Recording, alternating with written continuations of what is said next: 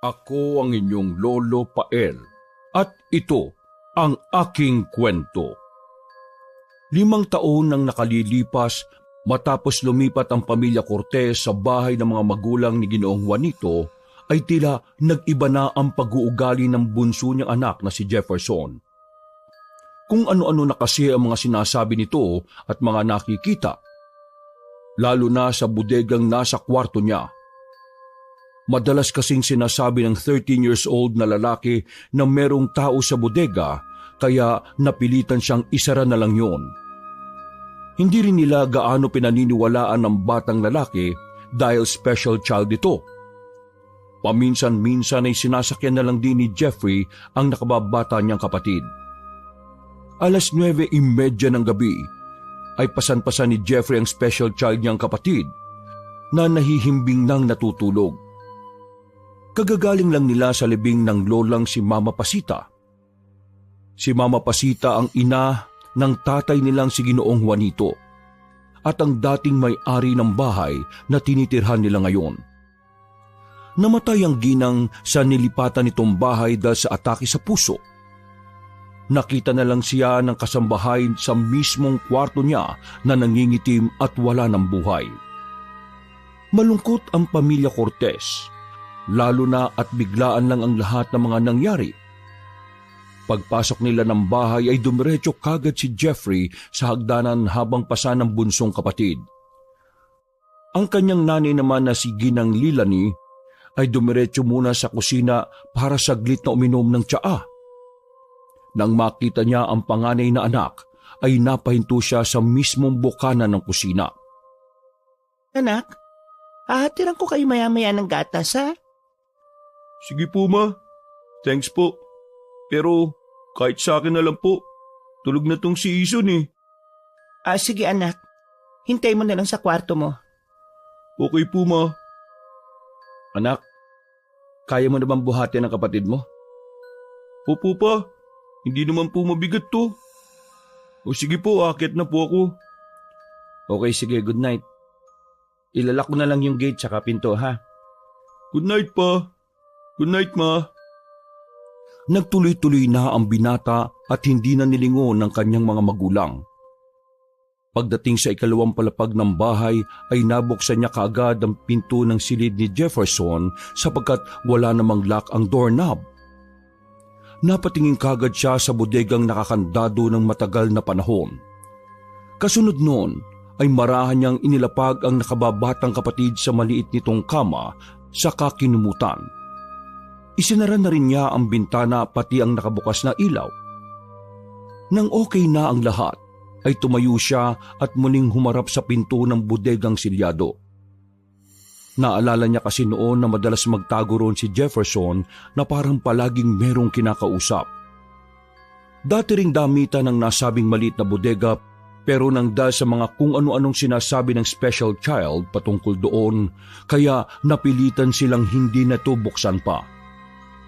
Creepy storage with a creepy brother. Pagkailing at muling paglingon sa natutulog na si Jefferson, ay lumabas na kaagad siya ng silid. Bago niya tuluyang isara ang pinto, ay dumungaw pa ulit siya sa special child na kapatid bago mahinang magsalita. Good night, tol. Love na love ka ni kuya. Sleep well. Pagdating sa kanyang silid, ay nagpalit kagad ng komportableng damit ang matangkad na binatang chubby. Pagkatapos niyang buksan ng aircon, ay padapa niyang isinalampak ang sarili sa kama at pumikit habang yakap-yakap ang kanyang bolster. Ang tagal naman ng tinimplang gatas ni Mama. Antok na ako. Bago pa niya matapos ang pagsasalita, ay eksaktong merong kumatok sa pinto ng kwarto kasunod ng marahang pagbukas noon. Nang makita niya ang ina ay tumayo kagad siya at kinuha ang basong may lamang gatas. Thank you po, Ma. You're welcome, anak. Iwan mo na lang dyan sa table mo kapag tapos ka na, ha? Bukas, si Yaya Milet na lang ang kukuha niyan. Sige po, Ma. Thank you po ulit and good night po. Good night and sweet dreams, anak. I love you, son. Pagkasara ng pinto ay kaagad nilagok ng binata ang gatas hanggang sa maubos ito. at inilagay niya sa study table ang baso katulad ng bili ng ina. Padapa ulit siyang sumalampak sa kama at pumikit. Nang malapit ng tangayin ng antok ang kanyang diwa, ay nakarinig siya ulit ng magkakasunod pero malumanay na pagkatok. Wala sa sarili siyang napatingin doon sa pag-aakalang guni-guni lang ang lahat. Babalik na sana siya sa pagtulog nang muling marinig ang nasabing katok, kasunod ng pagsasalita ng pamilyar na boses mula sa labas ng silid. Kuya, are you still awake? Ison? Yes po. Can I come in? O sige, pasok. Wala naman lakang doorknob natin eh. Pagbukas ng pinto ay tumambad sa paningin ni Jeffrey ang bunsong kapatid na antok ang itsura. Bit-bit pa ni Jefferson ang paborito nitong itim na teddy bear. Anong oras na? Bakit ka bumangon? You want milk? No, kuya. Can I sleep here? Napakamot ng ulo ang binatang chubby habang nakatingin sa nakababatang kapatid. You have your room naman ah. Please? Ay naku, pasaway ka rin talaga. Natutulog ka na kanina sa kwarto mo eh. Tapos bumangon ka pa para lang lumipat. Ang ingay po sa kwarto. Yung mga nasa bodega, tawa sila ng tawa eh. Tapos naririnig ko ang boses ni Lola. Natrap na siya ron, kuya. Dahil sa mga narinig, hindi tuloy alam ni Jeffrey kung matatakot siya o hindi sa mga sinabi ng nakababatang kapatid. May pagkakataon talaga na gusto niyang paniwalaan si Jefferson. Malaking bagay na lang din dahil isa tong special child, dahil kung hindi ay baka nahulog na talaga siya sa mga pinagsasasabi nito. Pumunta ka na sa kama. Dalian mo, tinaantok na ako. Pagkasabing yun ay tumakbo na at nahiga sa kama niya si Jefferson. Pagkasara ng pinto, paghiga niya sa kama, ay kakausapin pa sana niya ang special child na kapatid. Ang kaso lang ay narinig na niya ang mahinang paghilik nito. Dahil doon ay napabuntong hininga na lang ang matangkad na binata habang pinagmamasdan si Jefferson. Ay naku, Ison, kung ano-ano na namang sinasabi mo. Kung wala ka lang kondisyon, malamang naniwala na ako sa mga pinagsasasabi mo eh. O sige na, good night na lang ulit sa'yo. Ipinikit niya ang mga mata hanggang sa tangay na ang diwa niya ng antok. Hindi na rin niya namalayang nakatulog na siya ng mahimbing. Eksakto 3:00 ng madaling araw, napabangon si Jefferson matapos makaramdam ng pananakit ng kanyang pantog. Tumayo siya at minasdan muna ulit si Jefferson. Nang makitang mahimbing na rin ang tulog nito, ay naglakad na siya palabas ng kwarto habang kumukusot-kusot ng mga mata dahil sa antok. Tumigil lang siya sa pagkusot sa mga mata nang nasa tapat na ng banyong nasa pinakadulo ng pasilyo sa 2 palapag ng bahay. Pagpasok ay umihi na nga kagad siya at mabilis na nag-flash.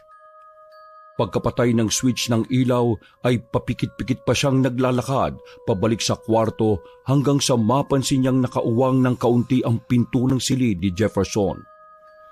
Napakamot ulo ang binatang chubby bago lumapit roon para isarasan ang pinto. Kaya lang ay napansin niyang tila tinatangay ng hangin ng kurtina. Pagpasok niya sa loob ng kwarto ay doon niya nakita na nakabukas ang bintana. Kaya lumapit din siya roon para isara.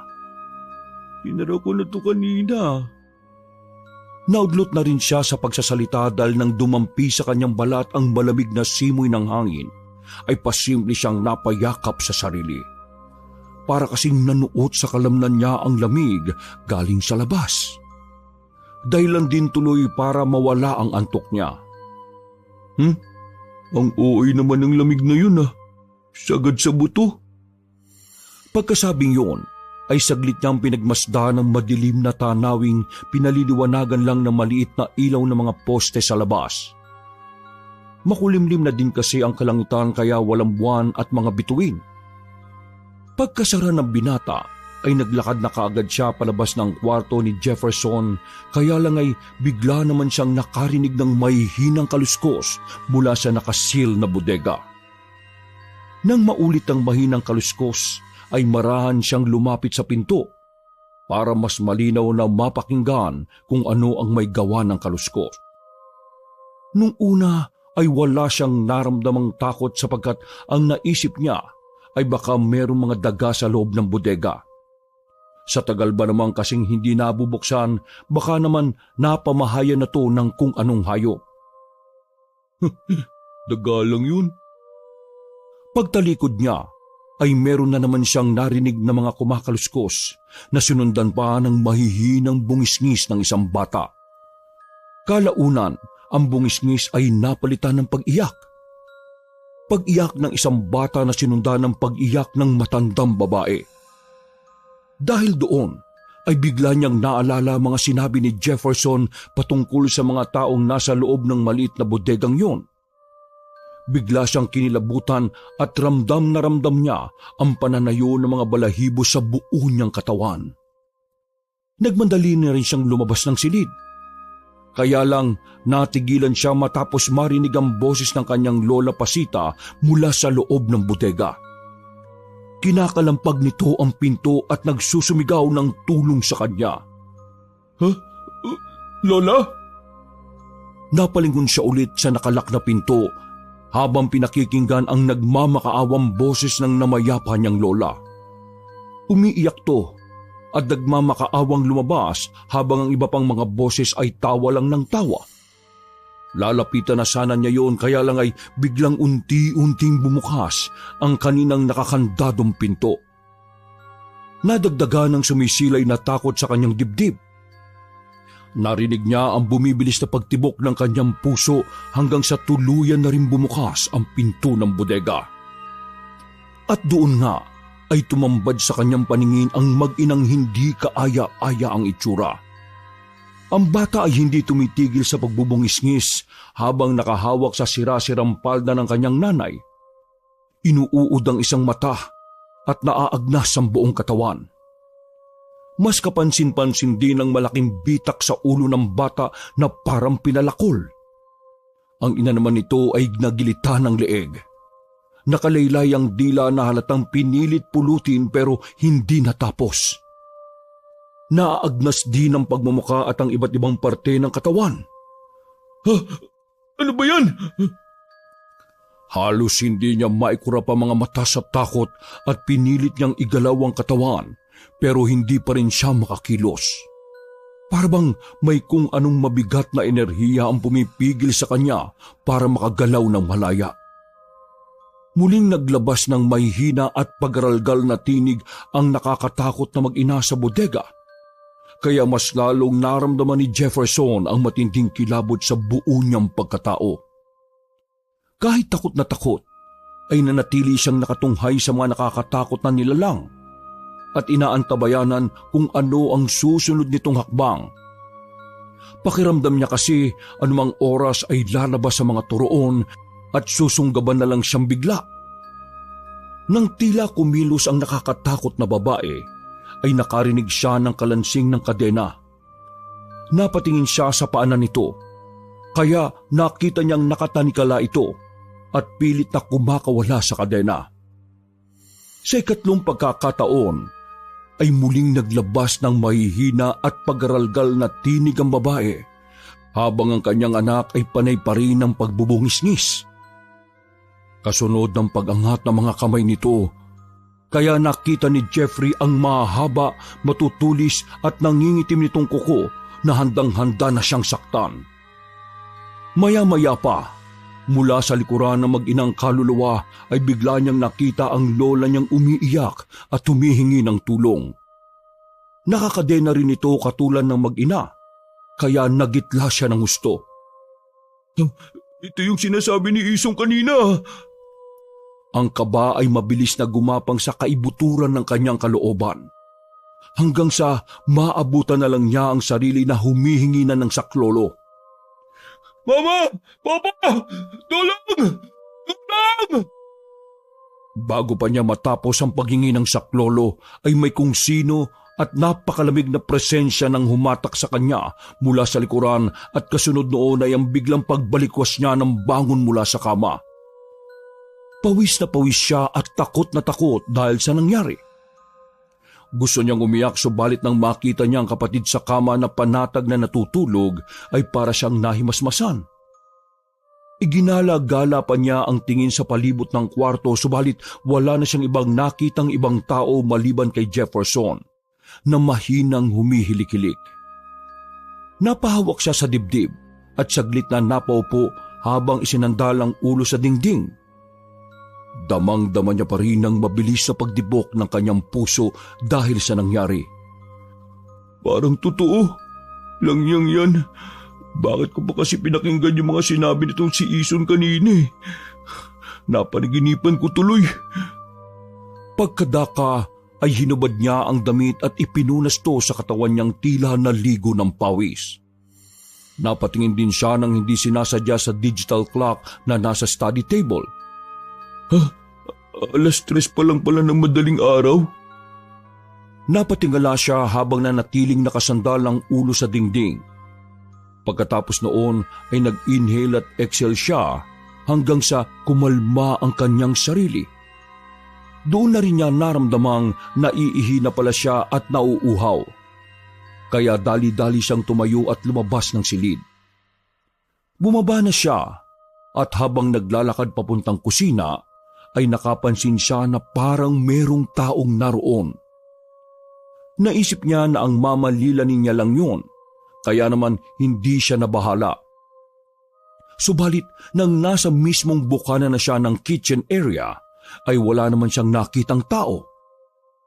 Kunot noon na lang siyang nagdire-diretso sa refrigerator at kumuha ng may inom bago magtungo sa banyo para makaihi. Nang matapos na, ay umakyat din kagad siya sa taas, subalit katulad ng kanyang napanaginipan ay nakita niyang nakauwang ng kaunti ang pinto ng silid ni Jefferson. Ano ba yung nangyayari na to? Napabuntong hininga siya bago lakas loob niyang sinilip ang kwarto hanggang sa makitang nakabukas nga ang bintana. Dali-dali niya yung nilak ang bintana at tumakbo palabas ng kwarto saka to isinara. Nakahinga siya ng maluwag dahil wala naman siyang nakitang kakatwa kanina. Panaginip lang yun, Jeff. It's just a really bad dream. Bago muling mahiga sa kama, ay kumuha muna siya sa cabinet ng sando at pagkatapos noon ay pinilit nga niyang makatulog ulit. Pasado 9:30 ng umaga ay nagising siya dahil sa mahinang tapik sa muka. At nang marahan siyang nagmulat ng mga mata, ay tumambad sa kanyang paningin si Jefferson. Habang hawak-hawak ang paborito nitong itim na teddy bear. Naginat muna siya ng katawan habang humihikap bago ito kausapin. Ison, what's wrong? Inaantok pa ang kuya eh. Huwag mo muna ako istorbohin, please. It's almost 10 in the morning na, kuya, and you're still sleeping. Napaungot ang matangkad na binata bago talikuran ng kapatid at muling pumikit. Kaya mo na lang ako matulog, Ison, please. Puyat ako eh. But I'm hungry na, kuya. My tummy hurts. Kaya sabay na tayong bumabat kumain, please. Napabuntong hininga ng malalim ang binatang chubby bago pinilit ang sarili na bumangon sa kama. Nandun naman si Yaya Milit ah. Please, kuya. Wala nang nagawa ang panganay na lalaki kundi pagbigyan si Jefferson. Paglabas ng kwarto ay dali-dali silang nagtungo sa dining area pero sa hagdan pa lang ay nakaamoy na sila ng masarap na pagkain galing sa kusina. Nakita nga nila si Yaya Milit na nagluluto ng agahan kaya sabay na naupo ang dalawa sa dining seat. Eksakto na naroon din si Ginang Lilani na umiinom ng paborito nitong tsaa. Good morning, Ma. Mama, good morning po. Good morning, guys. Nasaan po si Papa, Ma? Ayun, pumasok na kaagad. Alam mo naman ang papa mo, workaholic. Yaya Milit, what is our breakfast po? Naghatag ng pancake ang kasambahay na kaagad nilantaka ng magkapatid.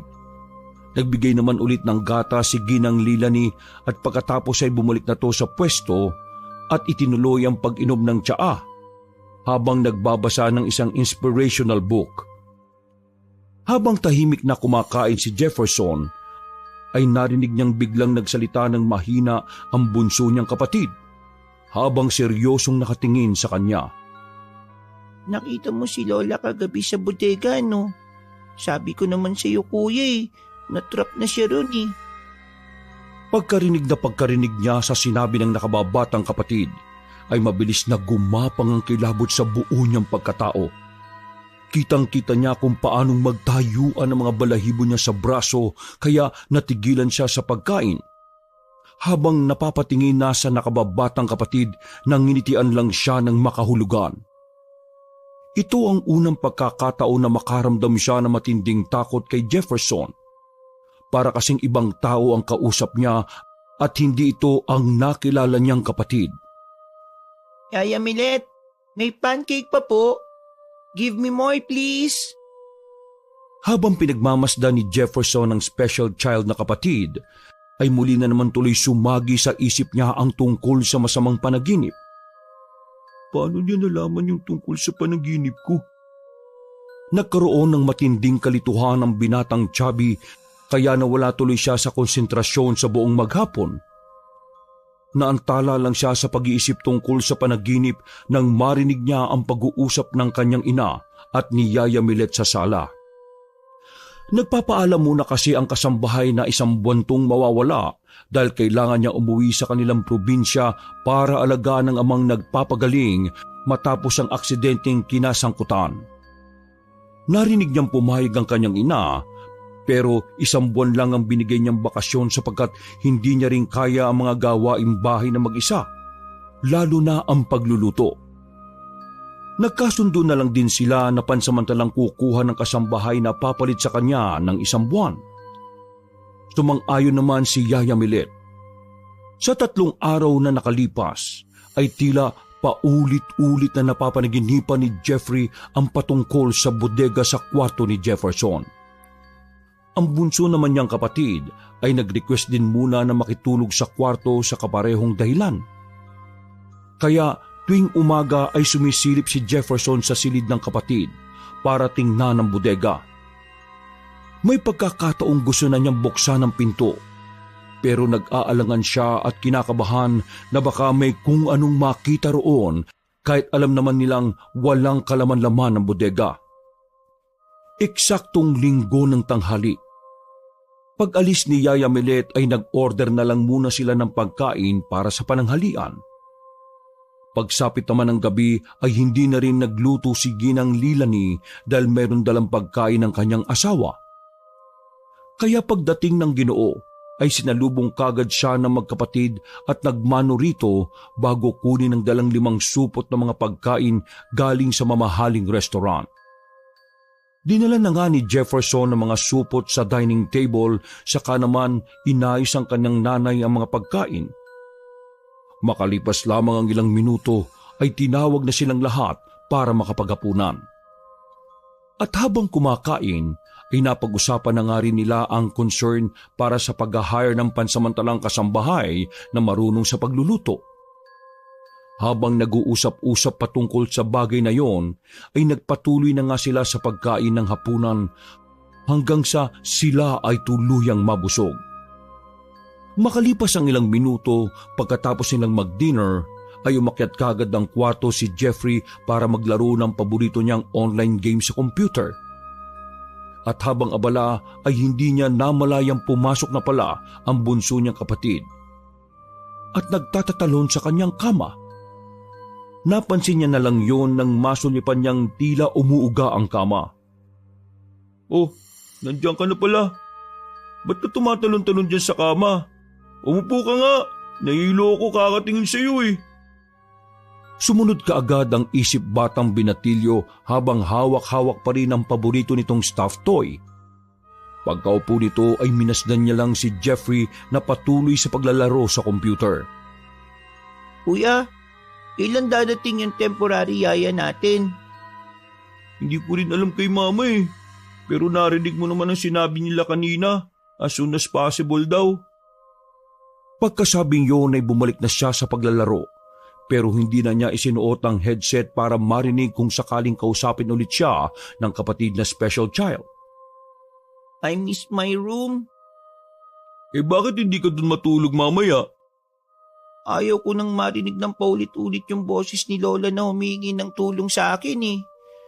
Naririndi ako. Kapag ako nainis, tatanggalin ko na yung kandado sa bodega para lahat sila makalabas na ulit. Natigilan ng binatang Chubby sa paglalaro at napatingin sa kapatid niya na kung makatingin ay para siyang lalamunin ng buhay. Dahil doon ay napatras siya sa sobrang pagkabigla. Iba kasi ang itsura ni Jefferson. Para tong galit na ewan at parang ibang tao ang kanyang kaharap. Gusto mo bang buksan ko na ngayon, ha? Napalunoklaway si Jeffrey dahil sa mga sinabing yun ng bunso niyang kapatid. Answer me now, kuya, and I will do it. Ison, is that really you? Ngumiti lang sa kanya ang special child bago sumalampak ng higa sa kama at nagsalita. Good night, kuya. I love you. Huh? Good night too. Sleep well. Tila nabunutan ng tinik si Jeffrey nang marinig na bumalik na ang normal na boses ng kanyang kapatid. Hindi na rin niya inabala pa yun at sinikap na lang niya na makabalik ng focus sa paglalaro ng computer game. Ang kaso lang ay hindi na talaga siya nakapag-focus sapagkat paulit-ulit na naglalaro sa isipan niya ang sinabi kanina ni Jefferson. Ayaw ko na marinig ang paulit-ulit na boses ni Lola na humingi ng tulong sa akin. Naririndi ako. Kapag ako nainis, tatanggalin ko na yung kandado sa bodega para lahat sila makalabas na ulit eh. Gusto mo ba buksan ko na ngayon, ha? Answer me now, kuya, and I will do it. Ay, langyang yan. Parang napupusi si Ison. Grabe. Nasabihin ko ba ito kina mama at papa? Dahil doon ay nawala na siya ng gana maglaro at pinagmasdan na lang ang special child na kapatid na nagsimula ng humilik ng mahina. Napailing na lang siya subalit sa kabilang banda ng isipan niya ay nagkaroon na siya ng takot para rito. Pakiramdam niya talaga ay may kakaiba nang nangyayari kay Jefferson. Dapat siguro malaman na ito ni na mama at papa. Inalala niya ulit ang mga panahong madalas bigkasin ng kapatid niya ang tungkol sa mag-inang nasa bodega. Hanggang sa mapakamot ulo na lang siya bago muling lingunin ang natutulog na kapatid. Pagkatapos ay lumabas muna siya ng kwarto para kumuha ng maiinom na tubig. Naabutan niya ang ama na nasa living room at nanonood ng late night news. Hinayaan niya lang to at dumiretso na sa kusina. Nang makakuha na ng malimig na tubig at baso, ay naglakad na siya pabalik sa kwarto. Subalit nang nasa hagdanan na paakyat sa ikalawang palapag, ay napahinto siya matapos maisip na sabihin na sa kanyang tatay ang tungkol sa mga nangyayari. Pa? Kaagad lumingon ng Ginoo at hininaan nito ang TV. Umupo naman ang binatang Chubby sa couch na nasa gilid ng kanyang tatay bago magsalita ulit. Pa? Busy po ba kayo? Jeff, hindi naman. Nanonood lang ng late night news. Bakit gising ka pa pala? Anong oras na ba? 9:30 na po pa. Oh, I see.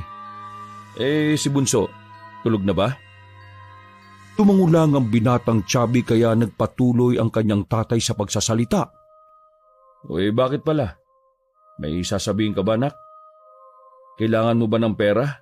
May outing ba kayo ng mga friends mo, ha? Hindi po. Alam niyo naman na introvert ako. Hindi ako mahilig makihalubilo. May sasabihin lang po sana ako abot kay Ison. Nag-angat ng kilay ang Ginoo habang nakafocus sa pinapanood nito. Nagpatuloy naman si Jeffrey sa pagsasalita dahil alam niya namang nakikinig ang tatay niya kahit nanonood ito. Actually pa, it's about Ison's room. Ano po kasi, almost 1 week na siyang nakikitulog sa kwarto ko. What's wrong? Ayaw mo bang kasama ang kapatid mo sa room? Po? Come on, Jeff. Intindi mo na lang si Bunso. Remember that he's a special child. No pa. Hindi naman po tungkol doon. Nai-enjoy ko naman pong kasama si Ison sa kwarto eh. I just wonder lang po sa room niya. Especially sa lock storage room. Nababother lang po ako eh. Nababother? Why? There's something going on pa. Hindi ko ma-explain na masyado. Pero pakiramdam ko, merong kakaibang nangyayari kay Ison. Nangyayari? What do you mean? Ano po kasi pa? Ano ko ba i-explain? Tungkol na naman ba to dun sa mga kung ano-anong naririnig at nakikita niya? Look son, special child ang kapatid mo at normal sa kanilang strange behavior. Don't worry about your brother. Trust me anak, he's really fine. Huwag mo nalang pansinin ang mga sinasabi niya lalo na kung alam mong irrelevant. Ikaw ang kuya, kaya turuan mo siya. At good listener naman ang kapatid mo. Obedient pa. Dahil sa mga sinabi ng padre de pamilya ay hindi na nagawang makapagpaliwanag pa si Jeffrey. Nawalan na rin siya ng confident na i-explain ng mga kakaibang ikinikilos at sinasabi ng kanyang kapatid. Napatingin na lang siya sa TV at nakinood na lang din tuloy katulad ni Ginoong Juanito. Mabuti naman at natapos na ang balitang pinanonood ko. Anak, patulog ka na rin ha. Huwag ka na maglalaro ng computer games. Sabi nga pala ng mama mo, this coming Monday daw nandito na yung temporary yaya nyo. Please don't be rude sa bagong kasambahay. Yes po pa. So paano? Hindi ka pa matutulog? Iwan na kita rito. Patayin mo na lang tong TV kung manonood ka pa ha. Sige, good night nak. Good night din po pa. Sleep well. Minasdan na lang ng binata ang kanyang ama habang papunta sa kwarto nito. At nang mawala na sa kanyang paningin ay pinatay na rin niya ang TV saka umakyat sa taas dala ang pitsyel at baso. Nang nasa kwarto na ay uminom kagad siya ng tubig at pagkalapag nito sa study table ay pinagpagan niya muna ang pwesto niya bago mahiga rito. Nagkumot na nga siya ng comforter at pumikit hanggang sa unti-unti na nga siyang dalawin ng antok. Makalipas pa ng mahabang oras ay muling naalimpungatan ng binatang Chubby. Nanakit na naman kasi ang pantog niya dahil sa naipong ihi. Dali-dali siyang tumayo at lumabas ng kwarto para magtungo sa banyo na nasa pinakadulo ng pasilyo sa ikalawang palapag. Nang matapos ng umihi ay muli siyang napatingin sa silid ni Jefferson. Dahil bahagyang nakauwang na naman ang pinto nito, hahayaan niya na lang sana yon kaya lang ay tuluyang itong bumukas. Natigilan tuloy siya at hindi maiwasang mapatingin sa loob ng silid. Pagkalaon ay lumapit siya roon para isara na ang pinto, kaya lang ay napansin niyang nakabukas na naman ang bintana at tinatangay ng hangin ang kurtina. Napabuntong hininga si Jeffrey bago pasukin ang silid at lapitan ang nasabing bintana. Hindi na naman tuloy maiwasang mapadungaw siya roon. Pagkatapos ay dire-diretso siyang lumakad at hindi na nilingon pa ang bodega. Kaya lang bago siya makalabas ng silid, ay kusa ng sumara ng pakalabog ang pinto. Pagkapit niya sa doorknob na walang kandaduhan, ay laking pagtataka niya sapagkat hindi na mabuksan pa ang pinto. Para bang may kung anong malakas na puwersa ang pumipigil para mabuksan niya ito. Nagsimula na siyang kabahan. Kasunod ng muling pagharap niya sa silyadong bodega dahil narinig niya ang paglangit-ngit ng pinto nito. Unti-unting bumukas ang bodega at pagkalaon ay narinig niya na naman ang nakakakilabot na tinig ng batang bumubungis-ngis. Pati na ang babaeng sumisigaw-sigaw.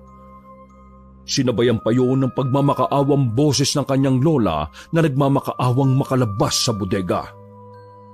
Ganun na lang ang pagmamadali ni Jeffrey na mabuksan ang pinto para makalabas subalit kahit anong gawin niya ay hindi ito bumubukas.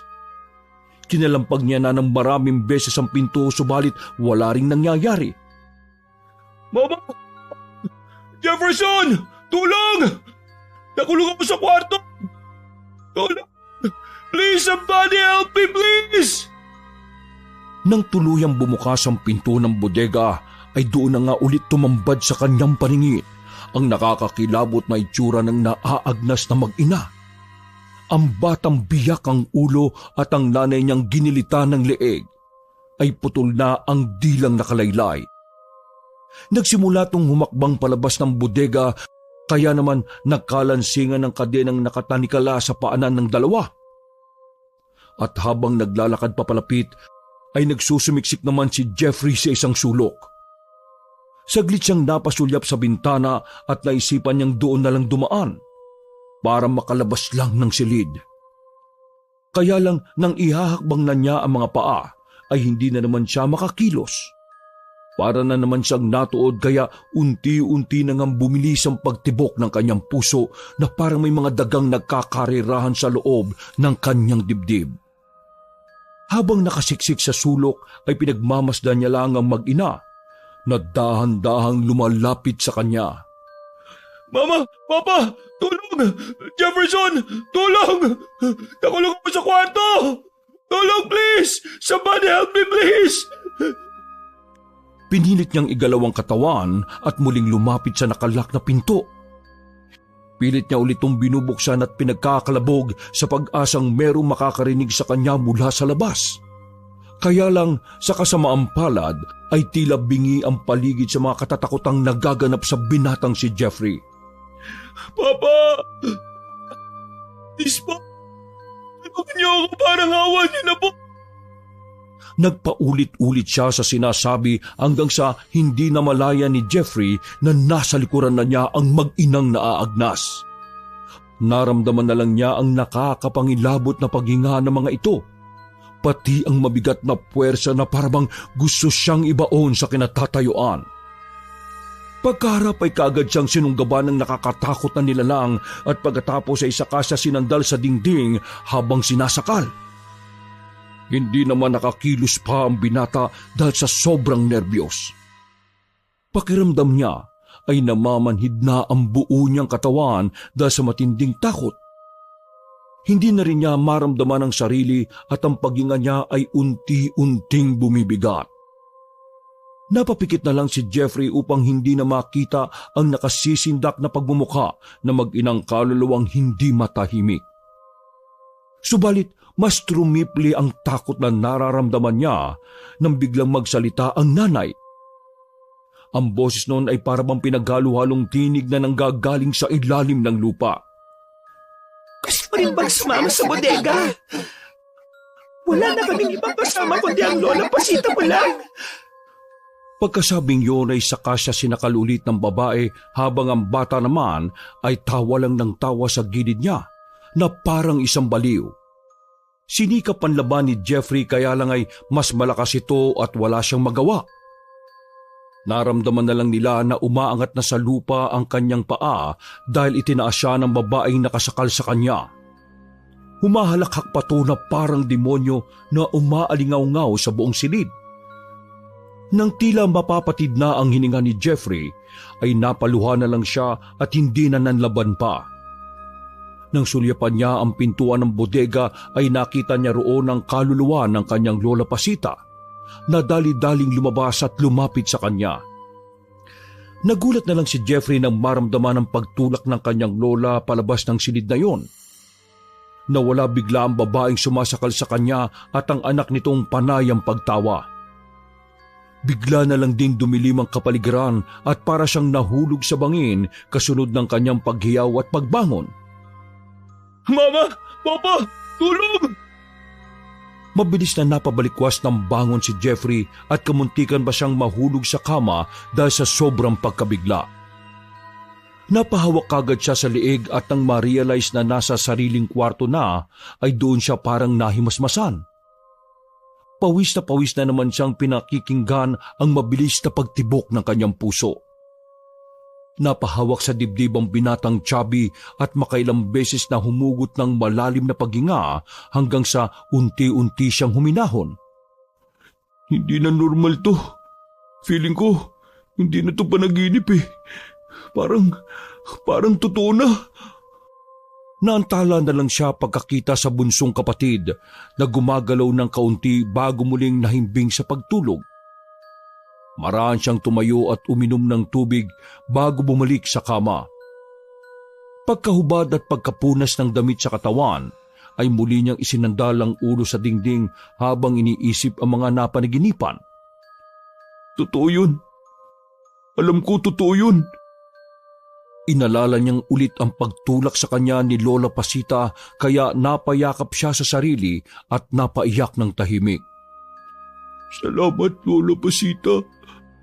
Kahit nasa kabilang buhay ka na, kami pa rin ang naaalala mo. Dahil sa mga nangyari ay inabutan na lang ni Jeffrey ang pagsikat ng araw.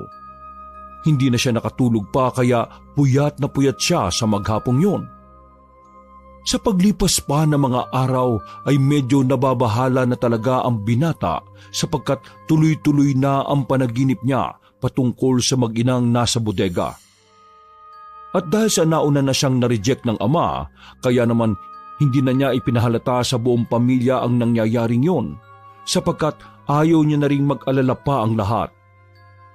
Isa pa ay abala rin ng kanyang mga magulang para makinig pa sa kanya na hindi rin naman siya pinaniniwalaan. Linggo ng 4:00 ng hapon ay naisipan ng mag-asawang Cortez na dalhin ang kanilang mga anak sa restaurant para maghapunan. At kahit walang gana si Jeffrey, ay napilitan siyang sumama dahil family bonding na rin nila yon. Nang nakaupo na sila sa dining table at naghihintay ng in-order na pagkain, ay merong lumapit sa kanilang matandang babae na kulot-kulot ang buhok. Kasing laki lang yon ni Ginang Lilani at kasing katawan na rin. Umupo ang matandang babae sa tabi ng mag-asawa at tumarap sa kanilang lahat. Mga anak, ito nga pala si Aling Jenny. Kasambay siya ng Tita Almera nyo. At pansamantala sa atin muna siya habang wala pa si Yaya Milet. Nagkatinginan na magkapatid bago magbalik ng tingin sa mga magulang at kay Aling Jenny. Nice to meet you po, Aling Jenny. My name is Jeffrey po. Hello, Yaya Jenny. I'm Jefferson po. It's really, really nice to meet you po. Yay! You can call me Ison. Ako naman po. Tawagin niyo lang po akong Jeff, Yaya Jenny. So, welcome to Cortez family, Yaya Jenny. Welcome, Yaya Jenny. I'm so happy dahil may makakapagluto na ulit sa bahay kapag wala na si Yaya Milet. Maraming salamat po sa inyong lahat. Maliit na bagay. Tara na, magsikain na tayo para makapamasyal pa bago umuwi. Pagkatapos makapaghapunan, kasama si Aling Jenny ay nagtungo ang mag-anak sa pasyalang malapit doon. Nag-enjoy nga ng sobrang lahat hanggang sa pagsapit ng 9:00 ng gabi ay nagbiyahe na sila pa uwi. Dumiretso kagad si Jeffrey sa ikalawang palapag para magbanyo dahil kanina pa siya tinatawag ng kalikasan.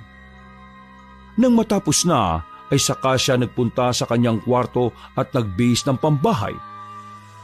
Maglalaro muna siya ng online computer game kaya lang ay nakaramdam na naman siya ng uhaw. Kinuha niya ang pitsil at baso na nasa study table saka lumabas ng kwarto. Ngunit bigla siyang napahinto matapos masipat ang nakababatang kapatid sa kwarto nito na nakikipaglaro sa paborito nitong stuffed toy. Dinungaw niya si Jefferson at pasimpleng pinanood ng ginagawa nito. Nung una ay naaaliw siya habang pinagmamasdan ng kapatid.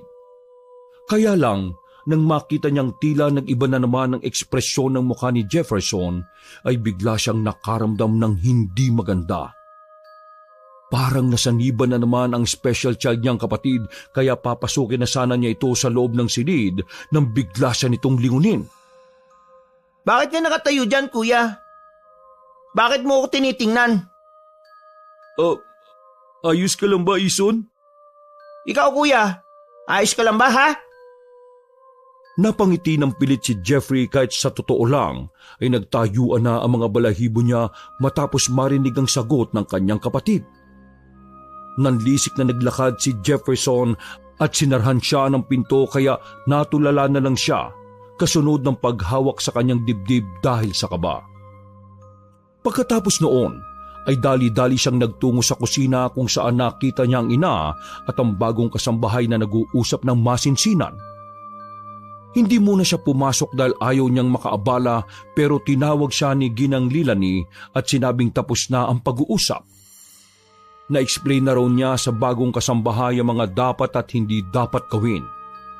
Ipinaliwanag na rin ito kung ano ang kalagayan ni Jefferson, kung bakit kakaiba ang pagkilos at asta nito. Pag-alis ni Ginang Lilani ay naiwan si Aling Jenny sa kusina dahil naguhugas pa ito ng mga pinggan na naiwan doon sa lababo. Habang nagre-refill ng tubig, ay pasimpleng minamasdan ni Jeffrey ang bagong kasambahay. Naantala lang siya nang biglang dumating ang kanyang tatay na nakabihis ng todo at may bitbit pang maleta. Dahil doon ay napakunot-noo siya habang nakatingin sa ama. Pa, saan po kayo pupunta? Pasensya na anak sa sobrang busy ko sa work. Nakalimutan ko nang sabihin sa inyo ng kapatid mo na may 1-week conference kami sa Metro Manila. So, ikaw munang bahala rito sa mama mo ha, at kay Bunso. Kung may kailangan ka, mag-message ka lang kaagad sa akin. Sige po pa. Ngayon na pala kayo kaagad aalis? Hindi na kayo magpapaalam kay Jefferson? Galing na ako sa kwarto niya. Nakapagsabi na ako. So, maiwan na kita dyan ha. Naghihintay na yata yung mama mo sa gate. Sumunod muna si Jefferson sa gate kasama ang kanyang ina at minasdan nila ang padre de pamilya sakay ng kotse nito hanggang sa mawala na sa kanilang paningin. Pagkatapos noon ay bumalik na rin siya kaagad sa sariling kwarto para makapagpahinga. Hindi rin kasi niya namamalaya na lagpas 10:00 na ng gabi. Pagpasok niya sa loob ng silid ay naabutan niya roon si Jefferson na nakaupo sa kanyang kama kaya nagtaka siya. Ison, okay ka lang? May problema ba? Bakit parang ang tahimik mo yata? Gusto ko nang pakawalan si Lola Pasita, kuya. Kaya lang, kapag binuksan ko ang pinto, pati yung mga bad ghosts makakalabas. Ano? They are really, really bad. And I'm really, really scared. Sumeryosong mukha ni Jeffrey sa katinabihan ng nakababatang kapatid. At habang kinakausap ito ay unti-unti na rin talaga siyang kinukutuban. Sinong galit? Yung magnanay sa bodega. They want me to set them free too. Hindi lang si Lola. Dahil doon ay napagalan ng tingin sa buong kwarto ang binatang Chubby. Pagkadaka ay napabuntong hininga siya bago muling kausapin ang special child na kapatid. Huwag ka mag-alala, Ison. Hindi naman sila totoo eh. Ano mo nasabi yun, kuya? Alam mo naman totoo sila eh. Pagkatapos noon ay biglang nag-iba na naman ang hilatya ng mukha ni Jefferson. Tumalim na naman ang tingin nito kaya napatras ng bahagya si Jeffrey. Anong hindi totoong sinasabi mo? Gabi-gabi mo silang nakakasalumuha ah. Kuya, pinaglalaroan ka nila gabi-gabi. Pasalamat ka na lang dahil tinutulungan ka ni Lola eh. Sino ka? Hindi ka si Ison. Yes, I am, kuya. Pagkatapos sa mga salitang yun ay ilang segundo na walang nagsalita sa kanila. Nilamon ng katahimikan ng paligid dahilan para mangilabot ng husto si Jeffrey at pasimpleng napahimas sa magkabila niyang braso. Nang muling magsalita ang bunso niyang kapatid, ay doon na tuluyang nagtayuan ng mga balahibo niya sa katawan. Hindi kasi niya inaasahan ang sasabihin yun ni Jefferson. Ngayong gabi na to, kuya. Lagot ka dahil hindi ka na nila pakakawalan. Hindi ka na namin pakakawalan ng nanay ko! Bumungis-ngis ng bumungis-ngis ang special child. Kaya biglang naalala ni Jeffrey ang bata sa may bodega. Napatras siya sa sobrang takot at nang bubuksan na niya ang pinto, ay saka naman pumasok si Yaya Jenny. Napatingin na matandang ginang kay Jefferson at pagkatapos noon ay tila bumalik sa normal ang special child. Sorry mga anak, naistorbo ko ba ang pag-uusap niya magkapatid? Hindi naman po, Yaya Jenny. Hindi na natapos ng binatang Chubby ang pagsasalita sapagkat napansin niya ang tingin ng matandang babae sa nakababata niyang kapatid. Para bang sinusuri ng ginang ang pagkatao ni Jefferson. Kaya gumawa siya ng paraan para madistract ang matandang babaeng kasambahay. May kailangan po ba kayo, Yaya Jenny? Itatanong ko lang sana kung dito ba sa kwarto mo matutulog si Jefferson. Ang bilin kasi ng mama mo kung doon siya sa kwarto niya matutulog sasamahan ko na lang muna. Hindi pa halos natatapos ni Yaya Jenny ang sinasabi ay tumakbo na kaagad si Jefferson palabas na may ngiti sa labi. Narinig na lang ni Jeffrey ang pasigaw nitong sinabi mula sa labas ng kwarto. Good night, kuya! Good luck sa'yo! Hindi alam ng binatang Chubby kung matutuwa ba siya o hindi dahil sa sinabing yun ng nakababata niyang kapatid. At nang palis na si Aling Jenny ay saglit niya itong kinausap. Yaya Jenny, nakita ko po kayo kung paano niyo tingnan si Ison kanina. Sa tingin niyo po ba, may kakaiba sa kapatid ko? Ang totoo niyan. Huwag po kayo mag-alala. Sabihin niyo lang po ang totoo. Makikinig po ako, Yaya Jenny. Hindi ko kayo uhusgahan, promise. Oo, Jeff. May kakaiba sa kapatid mo. At maniwala ka man o sa hindi, may pagkakataon na inaalihan siya kagaya kanina. Nanayo ang mga balahibo ni Jeffrey sa katawan matapos marinig ang mga yon. Nagpatuloy naman sa pagsasalaysay ang matandang babaeng kasambahay. Sa katunayan, nung nakita ko pa lang kayo, naramdaman ko na yung kaagad. Nakumpirma ko lang nang mapuntahan ko na tong bahay ninyo. Meron po kayong third eye? Oo, Jeff. Kaya ko rin makipag-usap at makipaglaban sa mga paranormal being. Malakas ang dark energy sa bahay na ito, lalo na sa kwarto ng kapatid mo. Pero huwag kang mag-alala. Habang naririto ako, walang mangyayaring masama sa kapatid mo. Natatakot man sa mga nalaman ay nakahinga ng maluwag si Jeffrey sapagkat nalaman niyang merong makakatulong sa kanila sa sikretong laban na ito. Itatanong pa sana niya kay Aling Jenny ang tungkol sa napapanaginipan niyang mag-ina sa bodega, kaya lang ay nagpaalam na sa kanya ang kasambahay. Sige na, Jeff. Pupuntahan ko na ang kapatid mo. Good night na rin at baka nakakaistorbo na ako. Basta kung may tanong ka o kailangan mo ng tulong patungkol sa mga ganoong bagay, huwag kang mahihiyang lumapit sa akin. Salamat po. Sige po, pakisara na lang po yung pinto. Good night rin po, Yaya Jenny. At welcome po ulit dito sa Family Cortez.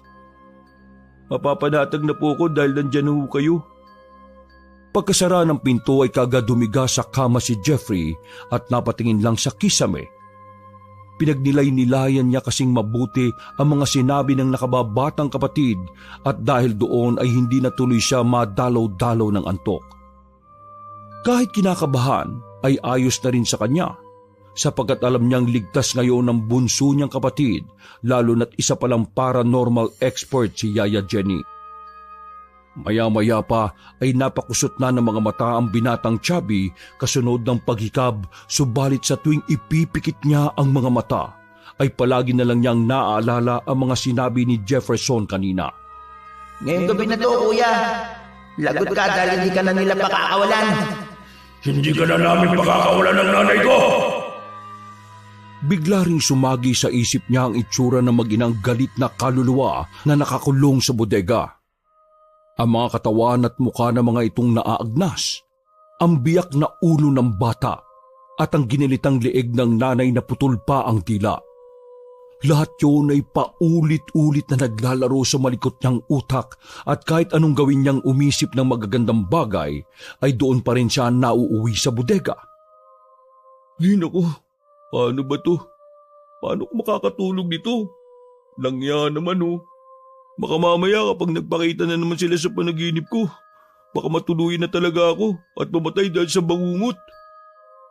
Hindi na niya halos natapos ang binibigkas sapagkat meron siyang na-realize na isang bagay. Si Lola nandun pa rin sa bodega. Ililigtas pa rin ako ni Lola Pasita. Eksaktong pagkasabi niya noon ay nanumbalik din sa kanyang alaala ang ilang detalye noong mga panahong nabubuhay pa ang pinakamamahal nilang lola. Noong kasama pa nila si Lola Pasita, sa tuwing natutulog to sa kwarto ni Jefferson ay madalas ding bangungutin ang matandang babae. Doon niya lang din na-realize na may kinalaman ng mga bangungot na yon ng kanyang lola sa mga kaluluwang hindi matahimik sa bodega. Ano bang nangyari sa kanila at bakit sila hindi matahimik? Bakit nila kailangan manggulo at manakot ng tao? Sigurado may masamang nangyari sa kanila kung bakit sila nagkaganon. Nang maalala niya ang kalansingan ng kadena ay meron na naman siyang naisip. Posibleng merong nagkulong sa kanila doon. Yung nanay may gilit sa liig, tapos yung bata may biyak sa ulo. Siguradong pinahirapan din sila ng husto. Diyos ko naman. Napabangon siya at saglit na napasandal sa dingding hanggang hindi sinasadyang mapatingin sa digital clock na nasa computer desk. Alas 3 na pala. Hindi ko na malayan. Pagkasabing yun ay doon niya naalala ang oras na nagigising siya tuwing dinadalaw ng masamang panaginip. Hindi niya rin alam kung bakit pero bigla na lang din sumagi sa isip niya ang bagong kasambahay. Okay lang kaya kay Yaya Jenny at ang kapatid ko?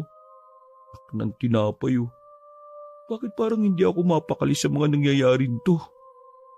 Dahil doon ay nagmadali siyang lumabas ng kwarto at tinungo ang silid ng nakababatang kapatid. Pagpihit niya ng doorknob at pagbukas ng pinto ay hindi nga siya nagkamali sa kanyang hinala. Nakita niya ang ginang sa sofa bed na tila nahihirapan. Para itong may kung anong nilalabanan at papalit-palit ang pagpihit ng mukha nito ng pakaliwa at pakanan. Umaksyon kaagad siya nang maintindihang binabangut na nga si Yaya Jenny na siguradong sinasalakay na ng mag-ina sa bodega sa pamamagitan ng panaginip. Yaya Jenny! Yaya Jenny! Gumising kayo! Yaya Jenny! Taranta niyang tinatapik-tapik ang ginang sa mukha ng maraming beses. Kaya lang ay hindi talaga ito nagigising. Binuksan na rin niya kaagad ang switch ng ilaw pero wala pa rin nangyayari. Dahil doon ay mas nilakasan niya ang pagtapik habang natataranta sa mga nangyayari. Nakikita niya kasing nangihirapan na ang ginang at ilang minuto lang ay maaari na tong malagutan ng hininga. Bumubula-bula na rin kasi ang bibig ni Aling Jenny. Yaya Jenny! Gumising kayo! Sinampal niya ng ubod lakas sa matandang babaeng kasambahay. Pero wala pa rin nangyari. Kaya ang ginawa niya ay lumabas siya ng kwarto at ginising ang kanyang ina. Mama! Isip po kayo! Si Yaya Jenny po! Bumubula na ang bibig para siyang binabangungot! Mama! Nataranta rin si Ginang Lilani na dali-daling sumunod sa silid ni Jefferson. Pagpasok nila roon ay tila nakahinga sila ng maluwag sapagkat gising na si Yaya Jenny. Umuubo-ubo ito at sumusuka habang nakahawak sa leeg niya. Anong nangyari, Yaya Jenny? Okay ka lang? Salamat, okay lang kayo, Yaya Jenny. Kinabahan po ako. Akala ko hindi na kayo magigising pa. Ayos lang ako. Nakita ko na ang mag-ina sa bodega na yan. Sabay na napatingin doon ang mag-ina at kitang-kita sa mukha ni Ginang Lilani ang pagtataka sa mga bagay-bagay. Anong mag-ina? Sino mag-ina? Ma, may bad spirit sa loob ng bodega na yan. Dati pang sinasabi ni Jefferson pero ipinagsawalang bahala na lang natin nila Papa. Totoo po yung lahat, Ma. Totoo ang sinasabi ng anak mo, Ma'am Lila. At sa loob na yan, may isa pa akong nakitang kaluluwa na natrap. Hindi siya natrap. Sinadya niyang magpakulong para mapigilan ang mga masasamang espiritu. Si Lola yun, Ma. Siya ang palaging nagliligtas sa akin sa tuwing inaatake ako ng mag-ina dyan sa loob ng bodega. Si Lola Pasita yun. Hindi pa ako po pwede magkamali. Wala akong maintindihan. Hindi na natapos ng ginang ang pagsasalita sapagkat biglang bumangon si Jefferson dahilan para mapalingon silang lahat doon. Kitang-kita sa mukha ng special child ang matinding takot habang nakatingin sa kanyang ina, sa kapatid at sa kasambahay. Ison, ayos ka lang? Kuya, galit na galit sila ngayon. Please, ligtas niyo ang mga sarili niyo. Kuya! Lalapit na sana ang binatang Chubby sa bunso niyang kapatid para to akayin, kaya lang ay pinigilan naman siya ni Yaya Jenny. Huwag kayong lalapit sa kanya. Inaalihan na siya ng mag-ina. Pagkasabing yun na matandang babaeng kasambahay ay bigla nang nag-iba ang ekspresyon ng mukha ni Jefferson. Mula sa binatilyong nahihintakutan ay bigla siyang bumagsik at ngumisi. Hindi kayo makakatakas sa lugar na ito. Papatay ko kayong lahat. Sama-sama kong ikukulong ang mga kaluluwa niyo rito, katulad ng ginawa nila sa amin. Ibalik mo ang kapatid ko! Walang yaka! Ano ba nangyayari? Dahil sa mga hindi maipaliwanag na pangyayari ay tila nahilo si Ginang Lilani at napaluhod. Mabuti na lang ay naakay kagad siya ni Aling Jenny at Jeffrey. Nang makita naman to ni Jefferson na inaalihan na ng mag-inang masamang espiritu, ay humalakhak to ng humalakhak, kaya lalong nahintakutan si Ginang Lilani. Ano ba nangyayari sa anak ko? Jeffrey, ano nangyayari sa kapatid mo? Tuluyan ang nawalan ng malay tao ang nanay ni Jeffrey, kaya naman kinabahan din ng binata. Ilabas mo na ang nanay mo. Ako nang bahala rito, anak. Ibabalik ko ng ligtas sa kapatid mo. Kagad ngang sinunod ni Jeffrey ang sinabi ng bago nilang kasambahay. Mula sa balikat ay hinatak niya ang ina palabas ng kwarto. At habang ginagawa yun ay tawa lang ng tawa ang inaalihang si Jefferson. Nang makalabas na ng kwarto ay kaagad dinala ni Jeffrey ang ina sa kanilang silid at maingat tong inihiga sa kanyang kama. Ma, dyan lang po kayo ha. Promise, ililigtas namin si Ison. Ibabalik ko po ang kapatid ko, Ma. Bago pa siya makalis ay mahigpit na siyang hinawakan ng ina sa kamay habang nangihina at umiiyak. Di ko alam kung anong nangyayari, anak, pero please, iligtas mo ang kapatid mo. Please, anak. Pag-iyak na lang ang ginawa ng ginang habang si Jeffrey naman ay nilakasan ng loob para sa kanyang ina at kapatid. Promise, Ma. Ibabalik ko si Ison kahit ano pong mangyari. Magpahinga na po kayo rito. Matulog na muna kayo, Ma. Mabilis siyang lumabas ng kwarto at kumuha ng kagamitan matapos makaisip ng paraan kung paano lalabanan ng kanilang kaaway. Hindi man siya sigurado sa estratehiyang naisip pero sinubukan niya pa rin. Pagkakuha sa mahabang lighter ay sinindihan niya ang tela at ibinalot sa matulis na bakal kaya nagmistula itong sulo. Bumalik siya kaagad sa silid ng kanyang kapatid kung saan ay naabutan na nga niya ang pakikipagsagupa ni Yaya Jenny kay Jefferson na inaalihan ng mag-inang masasamang espiritu. Sakal-sakal na ni Jefferson na matandang babae kaya kaagad umaksyon si Jeffrey. Lumapit siya sa bodega at itinaas ang sulo, saka ubod lakas na sumigaw. Kapag hindi ka tumigil, sisirahin ko tong lungga mo. Nakikita mo tong awa ko? Susunukin ko na tong bodega para manahimik na kayo.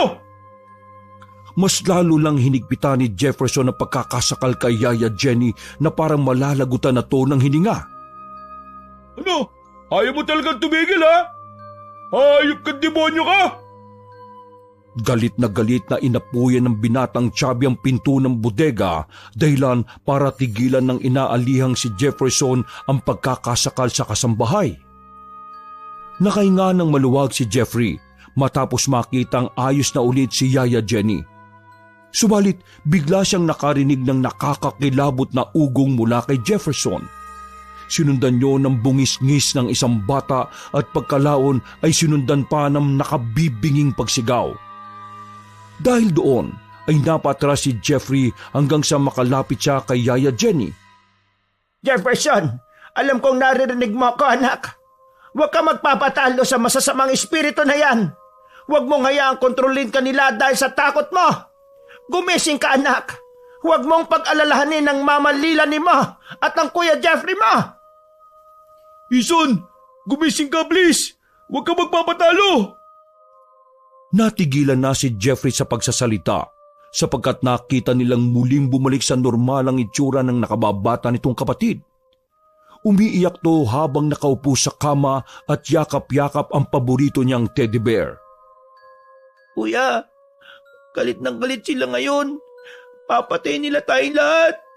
Tulungan niyo ako, kuya. Pagkatapos niyang sabihin yun ay bigla niyang pinagwawasakang itim na teddy bear at saka to tinapon sa harap ni Jeffrey. Muli na naman bumagsik ang mukha ni Jefferson na sinyales na naalihan na naman to ng mag-inang masasamang espiritu na nasa bodega. Tama ang sinabi ng special child na ito. Papatayin namin kayo lahat. At katulad ng sinabi namin, lahat ng kaluluwa nyo ay makukulong sa bodega kasama namin habang buhay. Kasunod ng pagkakasabing yun ni Jefferson ay nag-ugaan ng mga kagamitan sa buong silid. Nahulog ang urusan pati ang mga painting na nakasabit sa dingding. Ramdam na ramdam nila ang pagyanig ng lugar habang nagpapatuloy ang nakakakilabot na halakhak ng mga masasamang espiritu sa loob ng katawan ng special child. Pagkatapos noon ay biglang bumukas ang pinto ng bodega at mula roon ay isang makapanindig balahibong hangin ang bumulusok papunta kina Jeffrey at Yaya Jenny. Naging dahilan din to kung bakit namatay ang sindi ng sulok. Maya-maya pa ay narinig na nila ang kalansingan ng kadena mula sa loob ng bodega. At mula roon ay isang nakakakilabot na sigaw ang kanilang narinig na sinundan ng pagsasalita ng inaalihang special child. Papatayin namin kayong lahat at walang makakatakas sa inyo kahit isa. Magsasama-sama tayo sa loob ng bodegang to habang buhay! Sinundan niyo ng nakakakilabot na halakhak na parang isang demonyo. At dahil sa mga narinig ay wala nang inaksayang oras si Yaya Jenny. Hinawakan niya sa braso si Jeffrey at saka kinausap. Sa ngayon, hindi natin makakaya mga yan. Kaya wala tayong magagawa kundi ang umatras. Kapag hindi natin to ginawa, lahat tayo'y mapapahamak at baka hindi na natin mailigtas ang kapatid mo. Paano po si Ison? Ayaw kong iwan ang kapatid ko. Nangako ko kay mama. Babalikan natin siya at hihingi ako ng tulong sa kakilala ko para mas makaisip ng paraan kung paano sila matatalo. Walang nagawa si Jeffrey kundi sundin ang sinabi ng kanilang kasambahay. Labag man sa loob ay dali-dali nilang nilisan ang bahay nang hindi kasama si Jefferson. Pansamantala silang nagstay sa isang hotel at habang naroon ay kaagad kinontak ni Yaya Jenny ang kakilalang mas mahusay kaysa sa kanya pagdating sa ganoong larangan. Pagsikat ng araw habang pinipilit ng lahat na kumain kahit wala silang gana ay natanong ni Ginang Lilani sa anak kung ano nga ba talaga ang nangyari. Hindi niya kasi naiintindihan ng mga yon at nagtataka siya kung bakit ngayon niya lang nalaman ng tungkol sa ganoong bagay na meron palang masamang espiritu na nananahan sa kanilang bahay. At para maunawaan ay kaagad ngang inexplain ni Jeffrey ang lahat sa ina na nasyak naman matapos marinig ang buong kwento. Nag-aalala ng husto ang Ginang para sa anak niyang special child na naiwan sa kanilang bahay kaya umiyak siya ng umiyak. Ma, wag po kayo mag-alala. Parating na ang tulong. May liligtas po natin si Jefferson. Magiging ayos din si Ison, ma. Huwag po kayo mag-alala, ma'am. Hindi ako papayag na hindi mabawi ang anak ninyo. Tama po, ma. Kaya kailangan magpakatatag kayo para sa pagbabalik ni Jefferson. Wala nang ang nagawa si Ginang Lilani kundi tanggapin ang sinabi ni na Jeffrey at Yaya Jenny. Sinabayan na rin nila ng dasal sa Panginoon ang lahat dahil alam nilang ito ang pinakamabisang sandata sa lahat. Makalipas ang mahabang oras, pagsapit ng eksakto 6:00 ng gabi, ay nakasama na nga nila sa hotel si Mang Eugene na siyang pinsan ni Yaya Jenny. Maaari bang ikwento niyo muna sa akin ang lahat para mapaghandaan ko ang mga gagawin? Si Yaya Jenny na ang nagbigay ng detalye sa kanyang pinsan at nang matapos na ay kaagad nag-isip ng hakbang ang lalaking paranormal expert. Ma'am Lilani, mas maigi kung hindi na muna kayo sasama pabalik doon sa bahay niyo hanggat hindi namin napupuksa ang masamang espiritu na nananahan doon. Sige po, dito lang ako at mananalangin kasama ni Jeffrey. Kailangan ko munang isama ang panganay niyong anak. Huwag po kayo mag-alala, protektado ko siya. Protektado kami ng Diyos Ama. Sige, pag-iingat kayo. Huwag din po kayo mag-aalala dahil makakasama niyo naman dito si Jenny. Siya na ang bahala sa inyo. Ipanalangin niyo na lang kami dahil mahusay na sandata ang panalangin. Matapos magkasundo ay napunta na nga sina Mang Eugene at Jeffrey pabalik sa bahay ng mga Cortez. Pasado 7:00 ng gabi nang makabalik sila Jeffrey sa bahay. Sa gate pa lang ay nagbigkas na kaagad si Mang Eugene ng mga tila orasyon na may kinalaman sa proteksyon laban sa masasamang espiritu. Ramdam na ramdam kasi niya ang napakabigat na presensya na ang tinutumbok ang silid kung saan naroon ang nasabing bodega. Nagbigkas siya ng mga salitang hindi maintindihan ni Jeffrey. Pagkatapos ng orasyon na yon, ay nakadama ng kagaanan si Jeffrey pero hindi pa rin siya nagpakampante sapagkat alam nilang mabigat ang kanilang kalaban at hindi basta-basta. Umapit ka lang sa likod ko, ha, Jeffrey? Kahit anong mangyari, wag kang bibitaw. Lalo na kapag nakita mo ang kapatid mo. Kahit anong sabihin niya, kahit anong pagmamakaawa, wag kang magpapahulog. Kawain ng mga masasamang espiritu at demonyo ang mandaya. Opo, sige po. Pagkasabing yun ng matandang Ginoo, ay nagpatuloy na sila. Pagpasok sa sala ay pumikit si Mang Eugene. Nanatili namang nakahawak si Jeffrey sa likod niya katulad ng bili nito. Nagmasid-masid ng binatang chubby dahil tumindi ang nakakapangilabot na puwersa ng kadiliman. Pagdating nila sa hagdan ay nagkatinginan silang dalawa sa kasabay na napatango.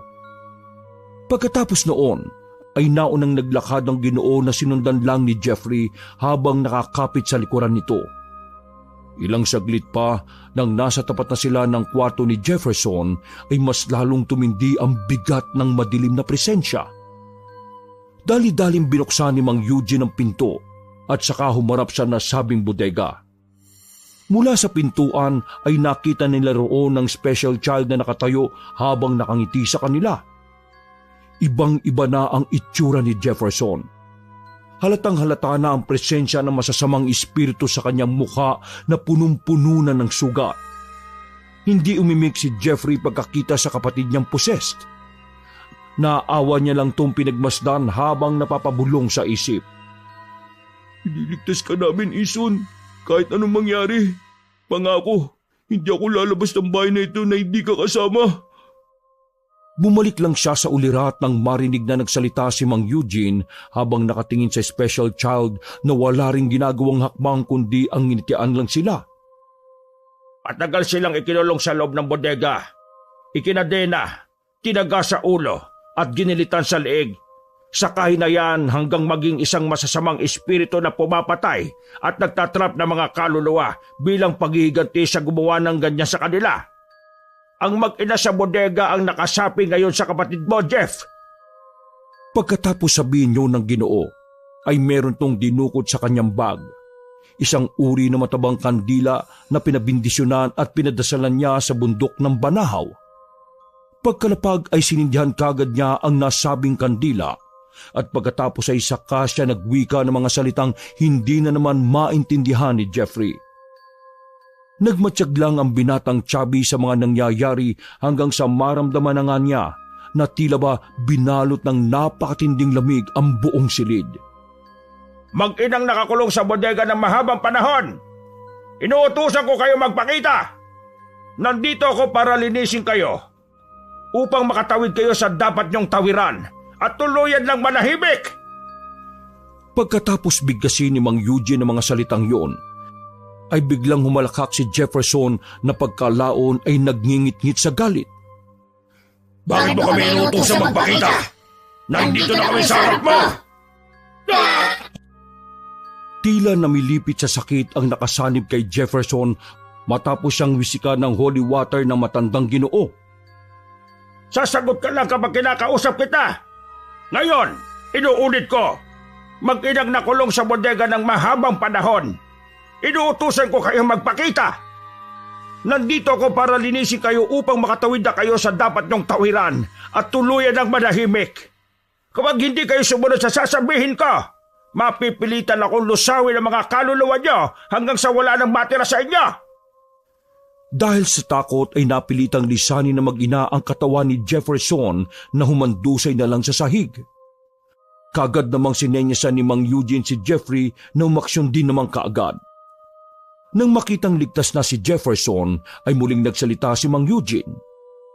Magpakita kayo ngayon din! Hindi pa man siya natatapos sa pagsasalita ay lumitaw na sa kanilang harapan ng isang babae na may gilit sa liig at isang bata na biyak ang ulo. Parehong naaagnas ang dalawa habang nagngingit-ngit sa galit. Muling nagbigkas si Mang Eugene ng hindi maintindihang dasal. Dahil sa sinabing yon na matandang lalaki ay mas lalong nagalit ang mga masasamang espiritu. Humangin ng malakas kaya napatago sa isang sulok si Jeffrey tanga ng walang malay niyang kapatid. Ramdam ng binata ang pananayo ng kanyang mga balahibo. Para siyang namamanhid dahil sa takot hanggang sa marinig na lang niya na tila sumisigaw na ang mag-inang kaluluwa. Ngayon, papalayain ko na ang kaluluwa nyo para tuluyan na kayong matahimik at hindi na makapangambala pa ng ibang tao. Pagkatapos siyang sabihin niyo ay biglang nagpatay-sindi ang mga ilaw sa buong bahay. Sinundan niyo ng malakas na pagsigaw ng mga ligaw na kaluluwa kaya nagpatuloy si Mang Eugene sa pagbigkas ng orasyon. Hanggang sa ilang minuto pa ay biglang nanahimik ang paligid. Tumigil na rin sa pagpatay-sindi ang mga ilaw at biglang gumaan ang kanilang mga pakiramdam. Tapos na. Nakatawid na rin sila. Salamat sa Diyos. Eksaktong pagkasabi niya noon ay siya namang pagmulat ng mga mata ni Jefferson na walang kamalay-malay sa mga naganap.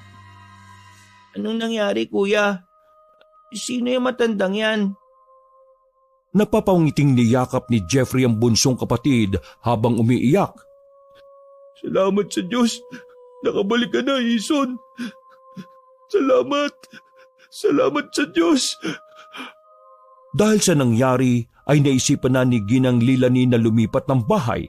Mabuti na lang ay nakumbinsi niya ang asawa kaya bago matapos ang taon ay nakabili na sila ng bagong bahay kung saan kasama na si Yaya Milet at Yaya Jenny bilang mga kasambahay.